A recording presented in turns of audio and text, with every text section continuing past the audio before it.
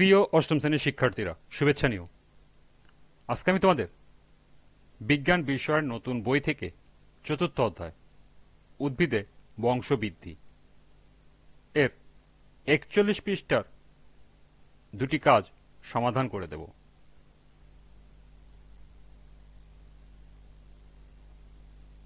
প্রথমে তোমাদের বলবো, যারা আমার চ্যানেলটি সাবস্ক্রাইব করবে না তারা আমার চ্যানেলটি সাবস্ক্রাইব করবে এবং আমার সাথে থাকবে। তাহলে চলো আমরা ক্লাস শুরু করি। উদ্ভিদে বংশবৃদ্ধি, পৃষ্ঠা ৪১, কাজ। কয়েকটি ফল সংগ্রহ করো এবং এগুলো কি ধরনের ফল তা খাতায় লিখো। অর্থাৎ তোমাদেরকে কয়েকটি ফল সংগ্রহ করতে হবে এবং কোন ফল কি ধরনের তা খাতায় উপস্থাপন করতে হবে। তাহলে চলো এখন আমরা এর সমাধান দেখে নিই। কয়েকটি ফল সংগ্রহ করে এদের ধরন নিম্নে উপস্থাপন করা হলো। লক্ষ্য করো, আমি এখানে একটি ছক আকারে উপস্থাপন করেছি। ক্রম, ফলের নাম, ফলের ধরন। ১ নম্বরে আছে আম। ফলের ধরন রসালো, সরল রসালো ফল। ২ নম্বরে আছে জাম। ফলের ধরন সরল রসালো ফল। এরপর আছে লিচু, সরল রসালো ফল। কলা, সরল রসালো ফল। পেয়ারা, সরল রসালো ফল। পেঁপে, সরল রসালো ফল। আপেল, সরল রসালো ফল। কমলার ধরন সরল রসালো ফল। আমড়ার ধরন সরল রসালো ফল। কামরাঙা, সরল রসালো ফল। এরপরে সিম, এটি নিরস, সরল নিরস ফল। ঢেঁড়স, সরল নিরস ফল। সরিষা, সরল নিরস ফল। বেগুন, এটিও সরল নিরস ফল। পটলও সরল নিরস ফল।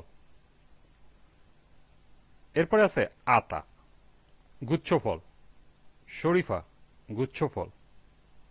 চম্পা, গুচ্ছ ফল। নয়নতারা, গুচ্ছ ফল।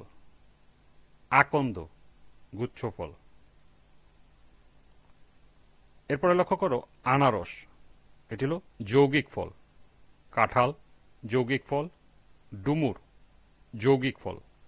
বট, যৌগিক ফল। এবং সর্বশেষ তুত, এটিও যৌগিক ফল।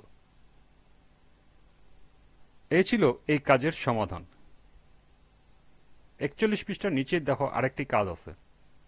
পরীক্ষার মাধ্যমে একটি মটর বীজের বিভিন্ন অংশ প্রদর্শন করো। অর্থাৎ একটি মটর বীজের বিভিন্ন অংশ তোমাদেরকে একে দেখাতে হবে। তাহলে চলো এখন আমরা এর সমাধান দেখে নিই।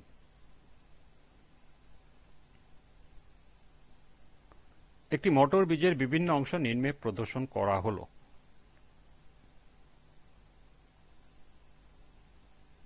এই হলো একটি মটর বীজের বিভিন্ন অংশ। বীজের আবরণ, বাইরের অংশটি, আর এটাকে বলা হয় ভ্রূণ কাণ্ড। মাঝখানে বীজপত্র এবং ভ্রূণ কাণ্ডর নিচে লম্বা দণ্ডের মতো নিচের অংশটাকে বলা হয় ভ্রূণ মূল। নিচে লিখে দেবে চিত্র একটি মটর বীজের বিভিন্ন অংশ।